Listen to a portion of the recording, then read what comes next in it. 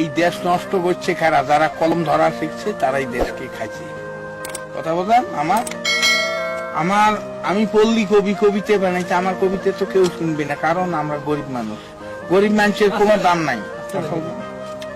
তা এই যুগটা হলো কি জানেন, কেয়ামতের নমুনা জানি কিন্তু মানি না, গোনাগার দুযুগী হবে সে কথাও তো শুনি না। গুন্ডে পান্ডা হারাম কর তারে হলো তোর দিন দুপুরে মানুষ মারে তারে হলো দুনিয়া। কেয়ামতের নমুনা জানি কিন্তু মানি না। সরকারি চাকরি করে, বেতন 5,000, 50,000 টাকা মাসে খরচ দেখি তার, বাকি টাকা কেমনে আসে সে কথা আর বলি না। কেয়ামতের নমুনা জানি কিন্তু মানি না। ডিজেল ভেজাল, পেট্রোল ভেজাল, অকটেন ভেজাল, ভেজাল পদ্মা মেঘনা যমুনা, অর্থাৎ কোম্পানি ভেজাল।